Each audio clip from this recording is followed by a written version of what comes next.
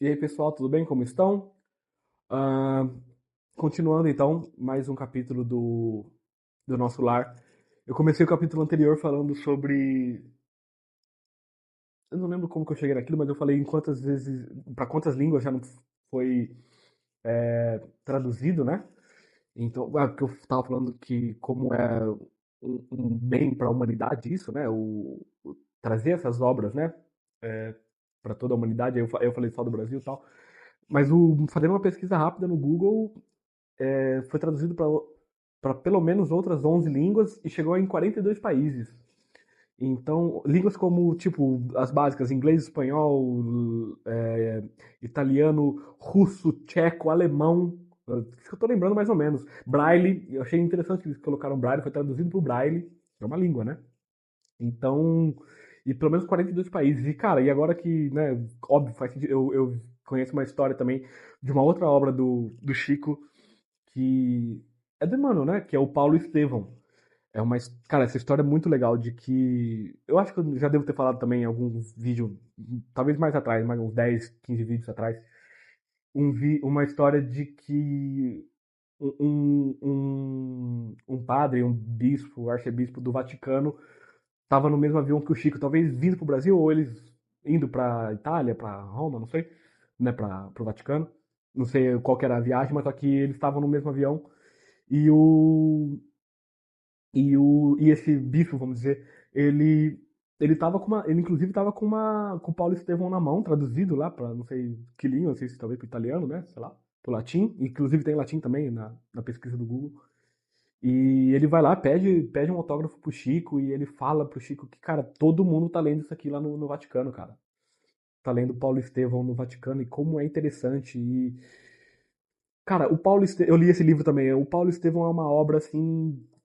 Foi o primeiro livro que eu li, foi a primeira vez que eu chorei lendo um livro. Ah, e assim, eu chorei também, não foi óbvio que a história é, assim, linda, pesada, assim, mas. E eu tava numa fase também super. Eu lembrei da minha mãe, e não era nem num momento de uma relação com mãe, assim, de relação com. No livro, assim, sabe? Mas lembrei da minha mãe e chorei, assim, e. Então. Então, com certeza, o Chico, ele veio e ele espalhou a mensagem, né? Por toda a Terra, não só pelo Brasil, né? A gente acha que às vezes, né? O maior brasileiro de todos os tempos, né? Como o Silvio Santos fez o levantamento lá pela BBC e tal. O Chico ganhou, né? E, bom, enfim. Então, no último capítulo, o André Luiz, lá nas câmaras, eles estavam recebendo 29, 30 e poucos espíritos do umbral em massa lá. E, e o André, ele começou vai passar a noite lá nas câmaras da retificação. Eles iam chegar depois da meia-noite, né? Os samaritanos falaram pelo radinho lá. Ele ficou com a Narcisa e com o outro Venâncio e Salslúcio, não lembro. O próprio Tobias, ele tinha que fazer outra coisa que não falou. E vamos continuar. Capítulo 29, A Visão de Francisco. Interessante que o Kindle, ele mostra aqui que está em 52%. Mas a gente tá no capítulo 20, tipo, são 50 capítulos.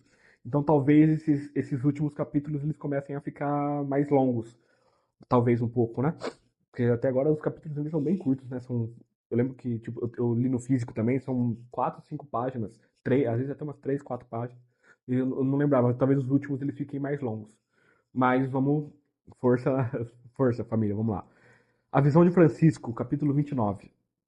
Enquanto Narcisa consolava o doente aflito, fui informado de que me chamavam ao aparelho de comunicações urbanas.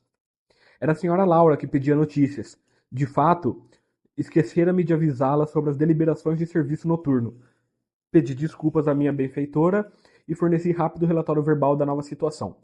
Através do fio, a genitora de Lísias parecia exultar, compartilhando meu justo contentamento. Exultar com X. Sentir grande prazer, ter grande alegria, manifestar grande contentamento. Compartilhando meu justo contentamento. Ao termo de nossa ligeira conversa, disse bondosa: Muito bem, meu filho, apaixone-se pelo seu trabalho, embriague-se de serviço útil, somente assim atenderemos a nossa edificação eterna. Lembre, porém, que esta casa também lhe pertence. Aquelas palavras encheram-me de nobres estímulos. Regressando ao contato direto com os enfermos, notei Narcisa a lutar heroicamente por acalmar um rapaz que revelava singulares distúrbios. Procurei ajudá-la. O pobrezinho de olhos perdidos no espaço gritava espantadiço. Acuda-me, por amor de Deus, tenho medo, medo. E, olhar esgazeado dos que experimentam profundas sensações de pavor acentuava. Irmã Narcisa, lá vem ele, o monstro. Sinto os vermes novamente. Ele, livre-me dele, irmã. Não quero, não quero. Calma, Francisco, pedia a companheira dos infortunados. Você vai libertar-se, ganhar muita serenidade e alegria, mas depende do seu esforço. Faça de conta que a sua mente é uma esponja embebida em vinagre. É necessário expelir a substância azeda. Ajudá-lo-ei a fazê-lo, mas o trabalho mais intenso cabe a você mesmo. O doente mostrava boa vontade. Acalmava-se enquanto ouvia os conceitos carinhosos, mas volvia a mesma palidez de antes, prorrompendo em novas exclamações. Mas, irmã, repare bem, ele não me deixa. Já voltou a atormentar-me. Veja, veja. Estou vendo-o, Francisco, respondia ela cordata, mas é indispensável que você me ajude a expulsá-lo. Este fantasma diabólico, acrescentava a chorar como criança, provocando compaixão. Para quem só estiver ouvindo, não sei, né? Ele está sempre entre aspas aqui. Confie em Jesus e esqueça o monstro, dizia a irmã dos infelizes piedosamente. Vamos ao passe, o fantasma fugirá de nós. E aplicou-lhe fluidos salutares e reconfortadores, que Francisco agradeceu, manifestando imensa alegria no olhar. Agora, disse ele, fim da operação magnética, estou mais tranquilo. Narcisa ajeitou-lhe os travesseiros, mandou que uma serva lhe trouxesse água magnetizada. Aquela exemplificação da enfermeira edificava-me. O bem como o mal, em toda parte, estabelece misterioso contágio. Observando-me o sincero desejo de aprender, Narcisa aproximou-se mais, mostrando-se disposta a iniciar-me nos sublimes segredos do serviço. A quem se refere o doente? Indaguei, impressionado. Está porventura assediado por alguma sombra invisível ao meu olhar? A velha servidora das câmaras de retificação sorriu carinhosamente e falou. Trata-se do seu próprio cadáver. Que me diz? Tornei espantado.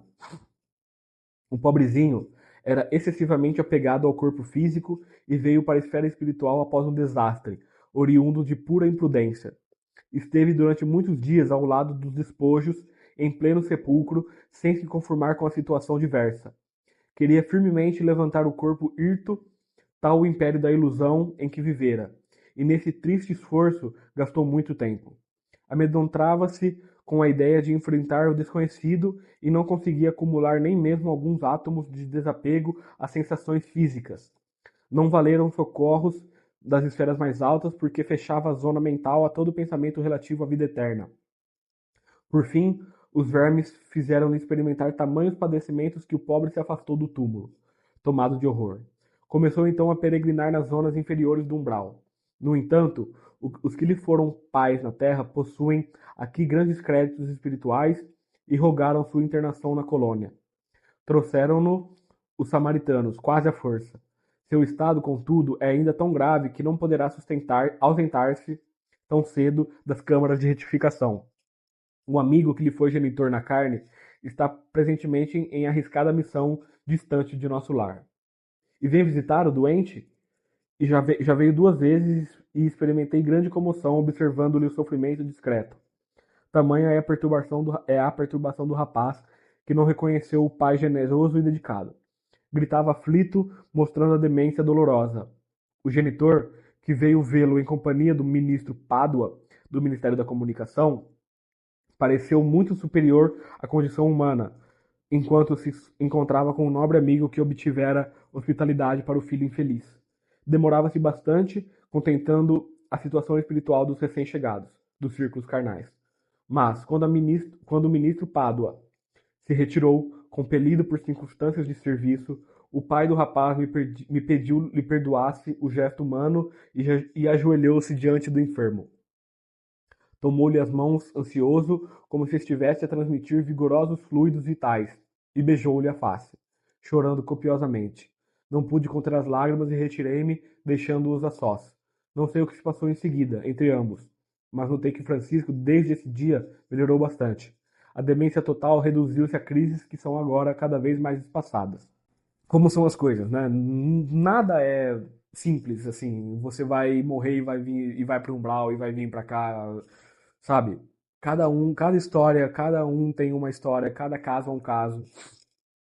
O Francisco aqui ele tá vindo quase à força, mas devido a grandes créditos que os pais da carne tiveram, né? E eles compadecidos por qualquer que seja a história do Francisco aqui, né?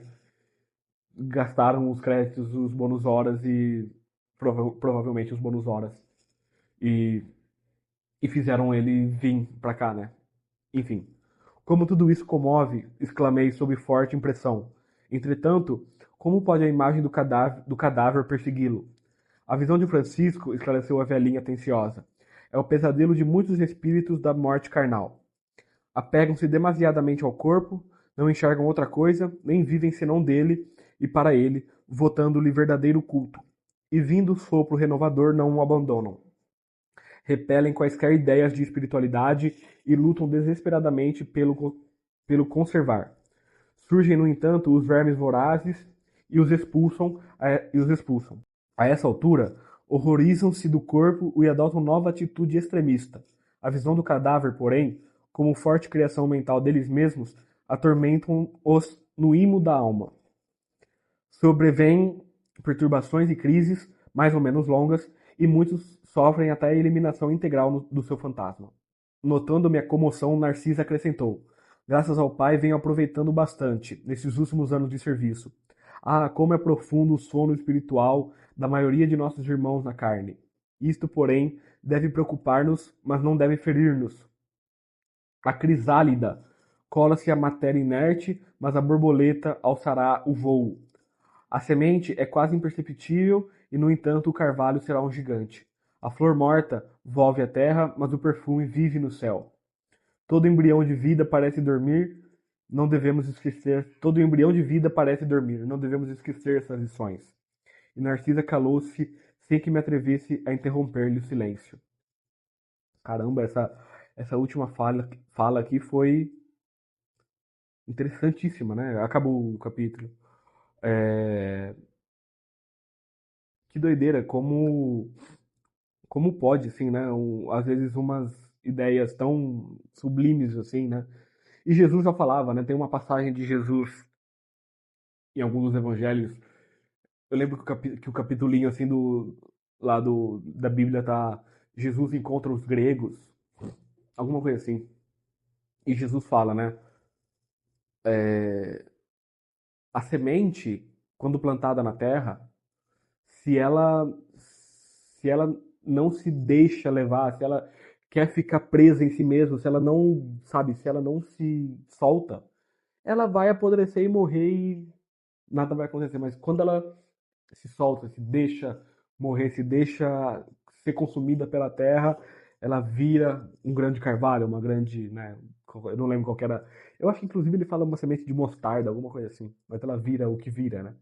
Então uma semente ela vira um carvalho, ela vira uma mostarda, ela vira né, a, a flor morre, mas o perfume fica no céu, né? Nossa, é tão bonito, é tão. E esses exemplos da natureza, eles são sempre os melhores, eles são sempre tão fáceis de entender, né? A natureza, ela tá sempre pronta para nos mostrar os melhores exemplos, né? E a gente fica nos cercando de concreto e de plástico e de tudo, né? Enfim. Beleza, pessoal? Obrigado por mais uma. Que assim seja.